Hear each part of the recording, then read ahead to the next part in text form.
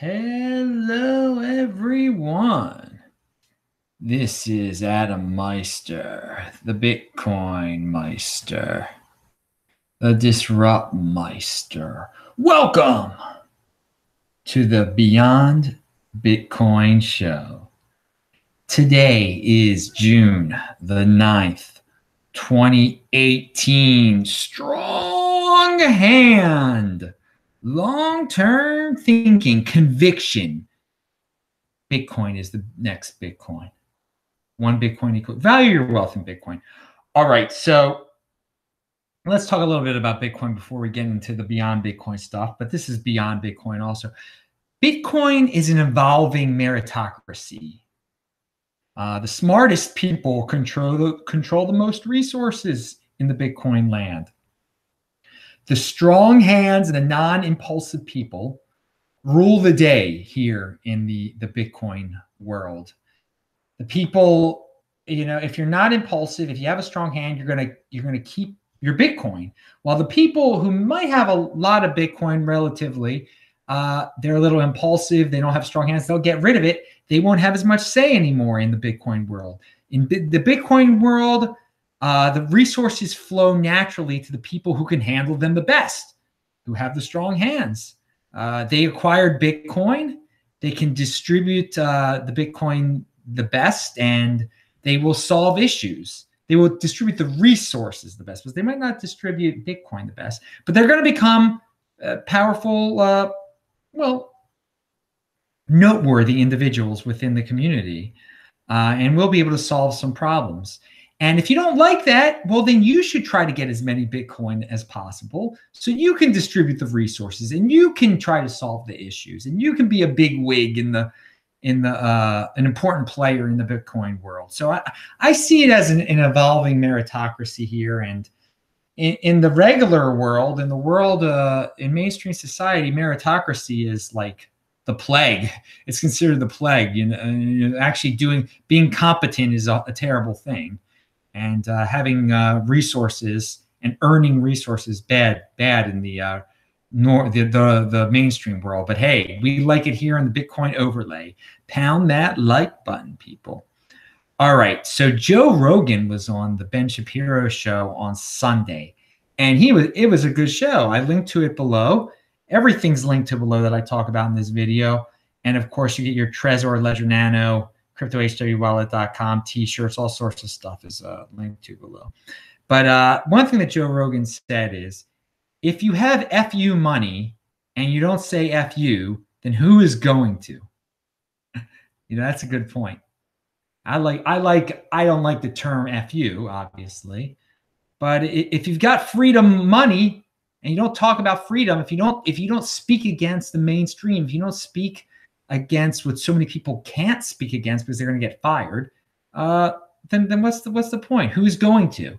So I'm proud to have that freedom where I can speak against the crowd, speak against the people who try to enforce shame on people who do not confirm.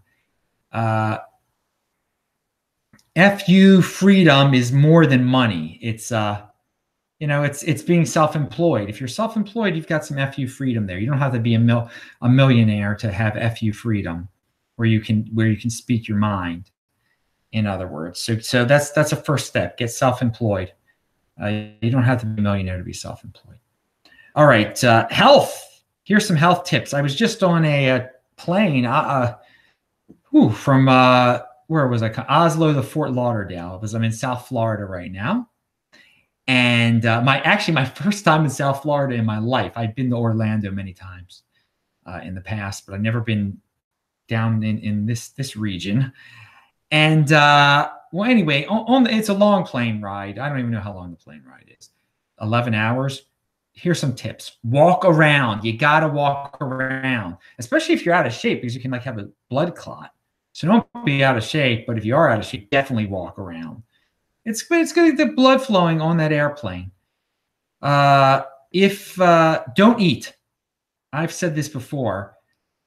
It's It's not healthy. The food is horrible in there. First of all, never eat airplane food. But if you feel like bringing on your own food, at the same time, I don't think it's that great for you. And it can be your launch pad for fasting and discipline if you're able not to eat on a plane for 12 hours. Okay, you've just told yourself, like, you know what, I can do this intermittent fasting, because a lot of you are interested in intermittent fasting.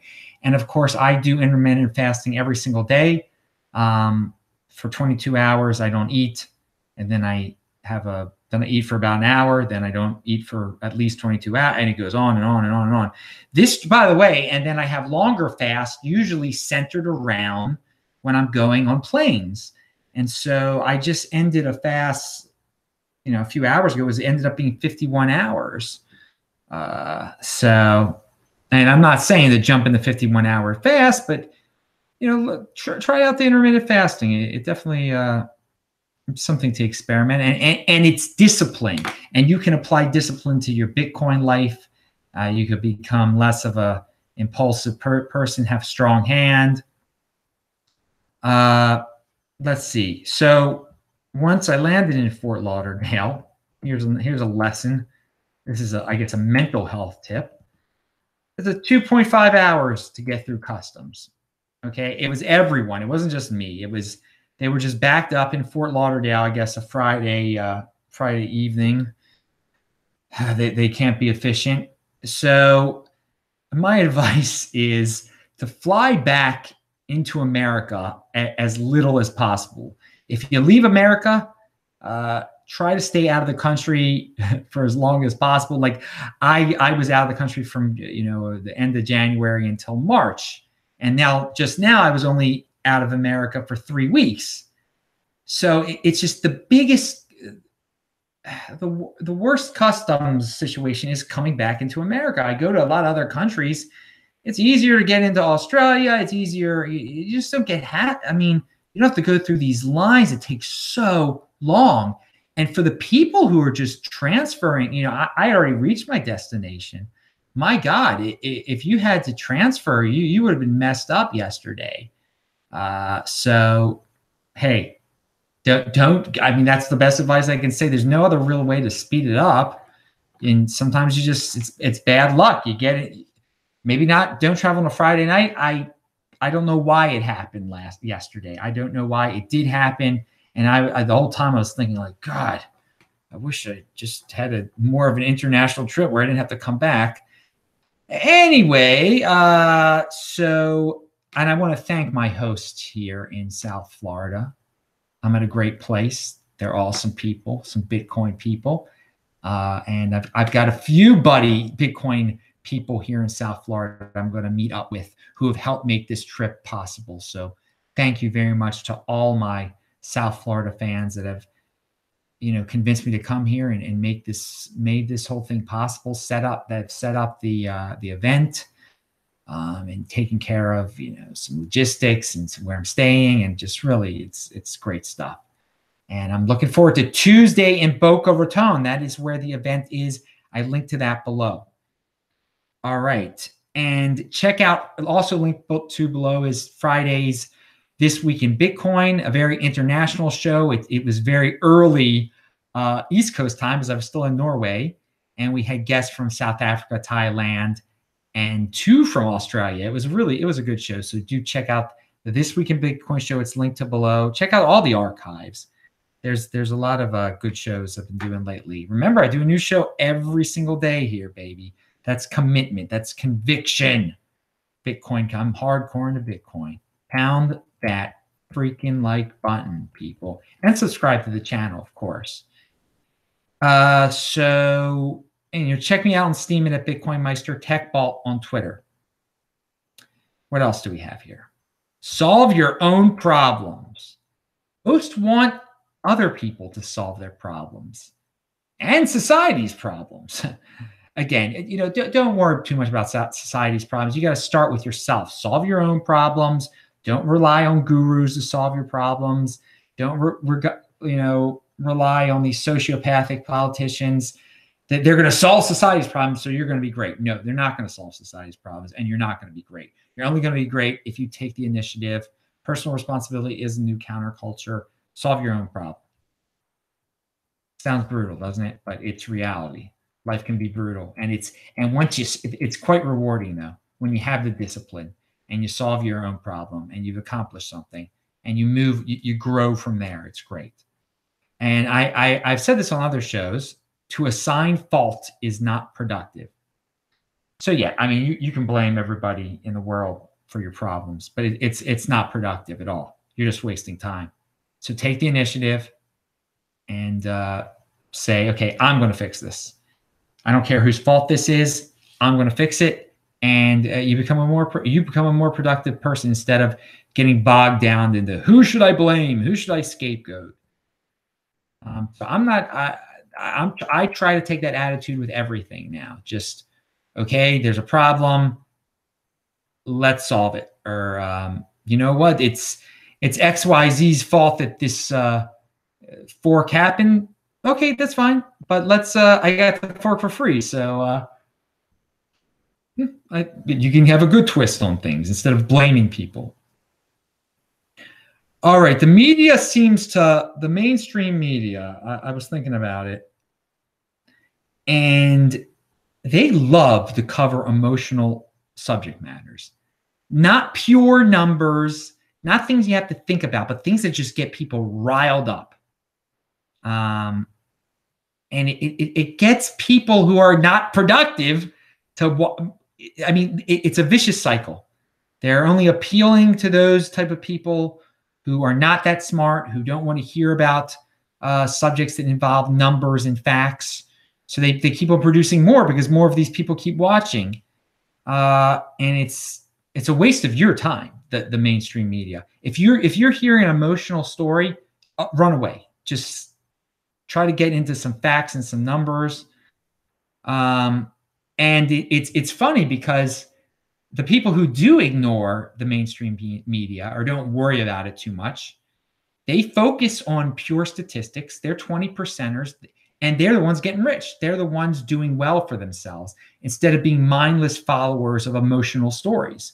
Because if you just become like hooked on these emotions, they're soap operas. So you tune in every day to your soap opera media channel. What's the latest in what Trump did that was bad? Oh, it's so bad what he did. I got to tune in tomorrow to see the latest crazy thing he did or the latest crazy thing Hillary did. Oh, there's such bad people. No. Who cares about the gossip aspect? You shouldn't care about that gossip aspect. Care about your own statistics, how to improve your own real life number statistics that cannot be argued with. Okay. If you've got some sickly numbers, if you know you're unhealthy, there you go. That's a real statistic right there. Fix that. That's something that cannot be argued with. If you're physically unhealthy, lose that weight. If you're 200 pounds, drop some weight. If you're, that's something real instead of getting into emotional subject matters that do not even, they're just a waste of your time. That don't pertain to you at all. And again, I'll be in Puerto Rico on June 20th to 28th. Then Baltimore for a short time. I leave for Calgary on July the 8th. I'll speak at the Bitcoin Rodeo. This is all linked to below. BitcoinRodeo.com in Calgary on the 9th and the 10th. Then Red Deer on the 11th, the 12th in Edmonton. I'll be in Edmonton until August. And in Los Angeles, I'm speaking on August the 10th. All right, so the Triple Crown was won today by that. What was the horse's name that won today? Anyway, the point is this. I've been a horse racing dude for a while because I'm from Baltimore, and it's, my dad always liked it. His father liked it. My mom's father liked it. My mom likes it. My siblings like it too. I got good memories of hot spring days watching the Preakness as a really young kid, and you see the Goodyear blimp was something. But my point is this: there was not a Triple Crown horse race winner from 1978. There was one in 1978, but then there wasn't one until 2015. It was a huge gap, and people were becoming very impatient. They were like, let's change the rules, because there was the way the Triple Crown races go, there's the Kentucky Derby. 2 weeks later is the Preakness. 3 weeks later is the Belmont. And people were saying, oh, we have to increase the time in between races because we want a Triple Crown winner. And then all of a sudden there was a Triple Crown winner. So that talk went away. And now 3 years later, there's another Triple Crown winner. So now some people are starting to say, well, it's happening too often now. Okay, so this shows you just how general society works. That they can never be, they're very impulsive. The system, the Triple Crown system is fine. So what? There can only be one Triple Crown winner every year, okay? And once you lose once the Kentucky Derby winner loses one of the next races, it's over. You don't have a Triple Crown winner. So it's hard to do, but it does happen. And we had a big gap between 1978 and 2015, but you don't have to change things to create a fake, because it's not the same thing. Once you've changed the rules, it's not the same thing anymore. And that goes with everything in life. So if you're not getting your way, don't say, hey, change the rules. No, be patient. Don't be impulsive. If it's happened before, it will happen again. You can apply this to a lot of aspects of your life, but I think it's very interesting. And now just, again, the people who just can't sit still are like, well, now there are too many Triple Crown winners. We've had them too often. All right. Very, very great. Let's stick with the program, people. What else do we have? Oh, this is a good one. Vinny Lingham actually retweeted this tweet. I linked to it below. It's from M2JR. And it's the secret of success in venture capital is to get lucky in your first 5 years. Any fancy venture capitalist who tells you otherwise is not honest. Okay, no. Now, I don't like this because it's talking about luck. And it's a trick, we're moving. This is part of the war on competency here. I don't know why Vinny retweets this because he's a competent person, but yet he gets into these virtue signaling things, and virtue signaling is not about competency. It's about soap operas. It's about emotion. He gets into these emotional corners of the cryptocurrency world, emotional dark corners. But this is beyond cryptocurrency, actually. So, I mean, no, these people, it's a productive use of money. All right.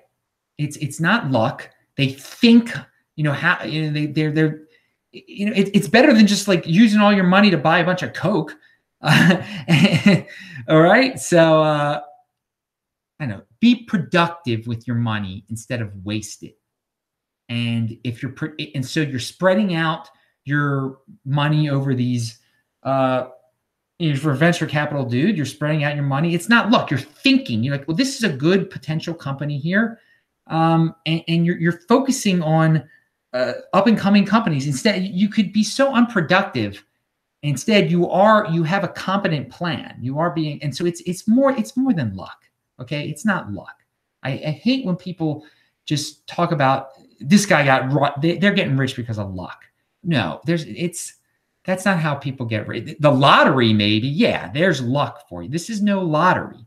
These are people thinking and being wise with their money, because there's a lot of people out there who are saying they're lucky, who just buy a bunch of drugs and are just insane with their money. All right, and Vinny is good with his money. He just gets into this stuff. I don't know why he retweeted. I know why you retweeted it. I mean, maybe. Anyway, all right. So, in something that's been floating around the mainstream land and floating into our world here in Bitcoin, into the overlay, is, there's been some suicides that are gaining a lot of attention. And I just want people out there to know, first of all, a lot of medications, prescription pills can mess with your mind and make you depressed.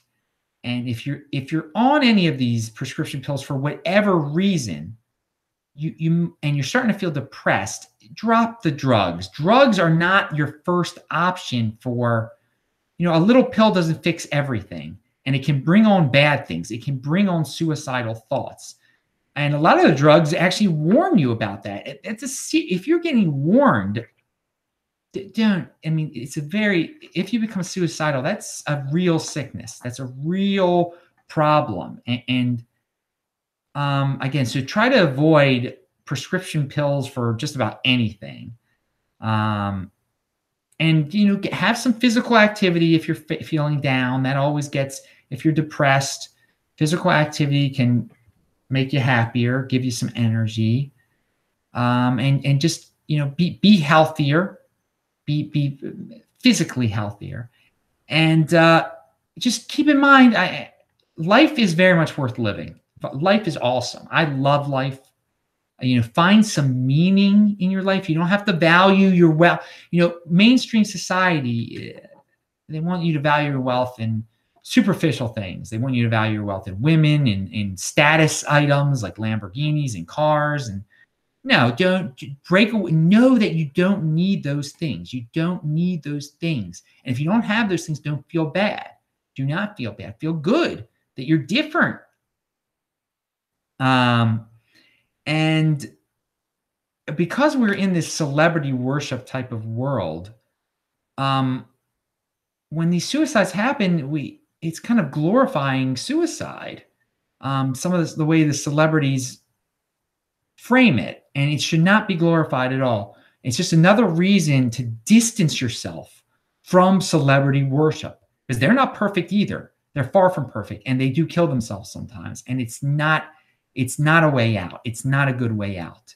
It's not an answer. It is not glorious at all. So this is another reason to avoid. I mean, you'll feel happier about your life if you detach yourself from celebrity worship and putting these people on pedestals.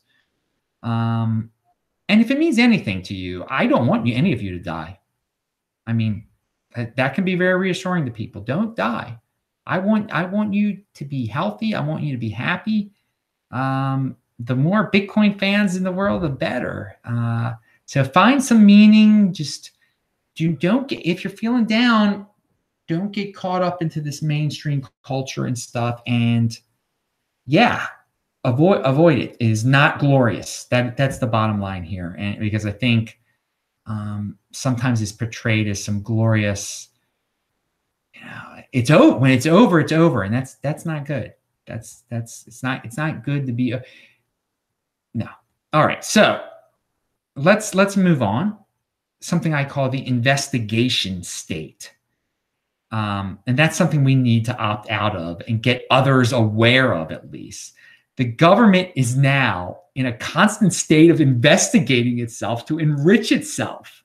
They're getting paid by the taxpayers, us, for nonsense power grabs, to try to embarrass the Republican, to try to embarrass the Democrat. Let's investigate their whatever, these social-based controversies. They have nothing to do with money, and they're just wasting money. It's amazing that government has become this bloated that it's just investigating itself. And obviously these investigations cost money.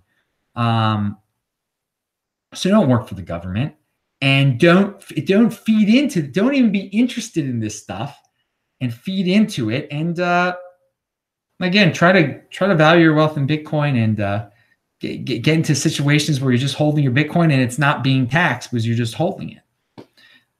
Be strategic with your life. There's no point. But I just think it's so wild that there are people that still worship these sociopathic government people, and we're in this investigation. It's ludicrous that they're investigating. I already stated it before, but I'm just repeating what is just so.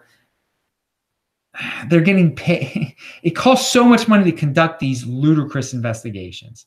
They're the only ones getting paid. Their lawyer friends are the ones that are getting paid.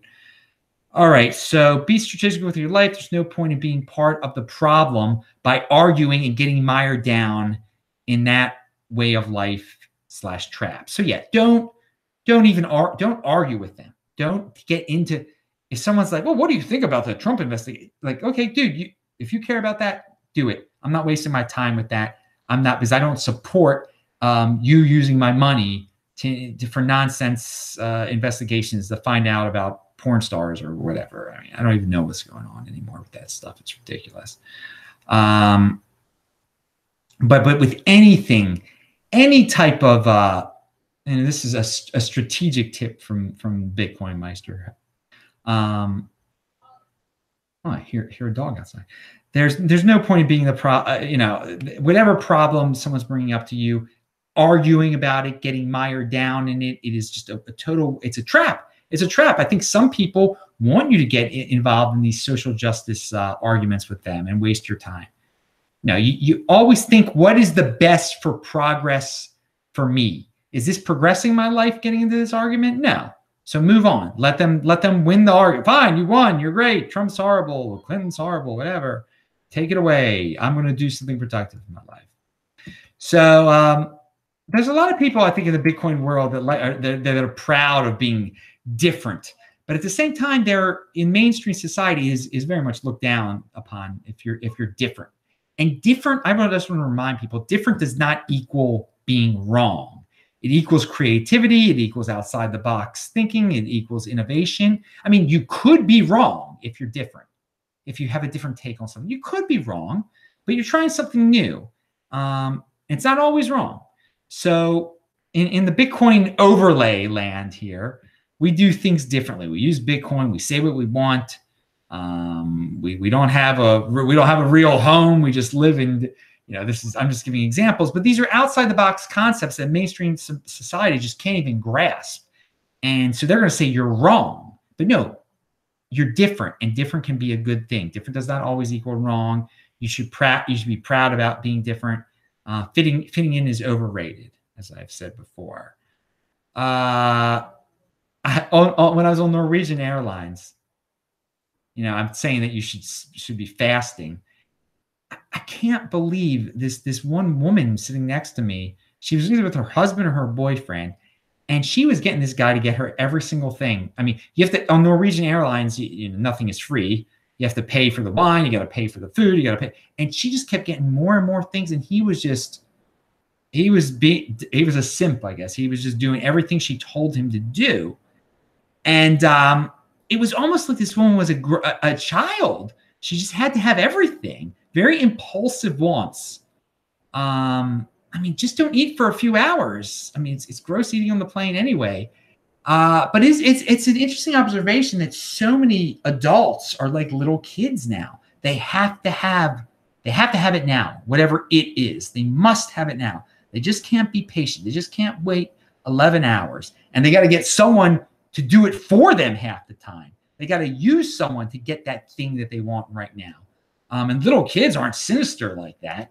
They're not. They're just little kids. They want it now. They don't need to use anyone. And but it's still, this is some grown-ups today are totally little kids. So avoid those type of people. I would say if you're involved in a relationship where a person just constantly needs, and they have to have it now, just think about this. Is this a little kid or is this a grown-up? And you're going to think to yourself, this is a little kid, and then run away. You don't want to be with a little kid in a grown-up body. And it seems to be happening more and more often these days. All right. Again, shame is how they beat you. Have no shame. Be very strong, people. Very strong. When you can't be shamed, you are as strong as you can be. And as I say, I do it my way. And I have no social shame. Don't let others shame you. You're not alone. You're just part of the 20%, all right? So when you're being shamed, you're made to feel like you're totally by yourself. But no. You are part of the 20% with me, with the dudes over there in the chat. You can do the super chat if you want me to answer your questions, dudes. Well, actually, we're approaching the end of the show here. So what else do I have here? Yeah. You're not alone. Yeah. So be part of the 20%. 20% is, sure, 80% seems like it's pretty darn big. It is. But you're not alone when you're part of you meet some other 20%ers. And hey, there's another cure. If you're feeling down, you're not alone. There are other people in your situation. There are plenty of 20%ers, dude. You're not, it seems 80% can seem like an overwhelming, gigantic number. 90% also. But still, 10% of 1,000 is 100 people. That's great. You're not alone. So the Bitcoin overlay is our peaceful pitchfork, I say. Because there's a guy, Carl Denninger. I linked to him below. He's at Market Ticker.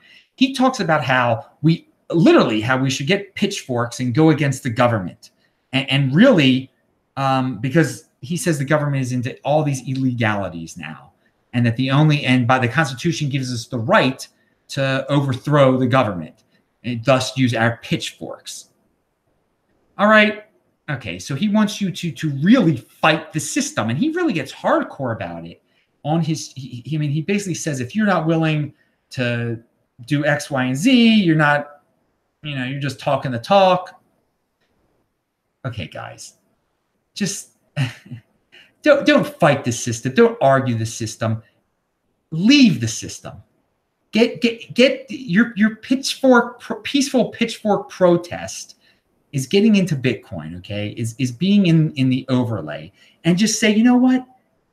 Waste your time worrying about, that Medicare and all that stuff is going to blow up real soon. You know what? I'm not willing. No one. It's not worth it's not very strategic to say, no, we're going to just violently march on Washington or whatever it takes. Overthrow the government. That's crazy. That's just, it's not worth it at all. Because in the end of the day, 80% of the people are totally happy. What he doesn't realize is that there's a lot of stupid people out there. Carl's a really smart guy. So he thinks everyone realizes how messed up the system is. No, they don't. They're very happy with the system, okay? So, and the 80% will never take up pitchforks to take on the government. They're very happy. They don't care about their Medicare, Social Security. So they'll get bailed out some way with the inflation. They'll inflate it away, okay?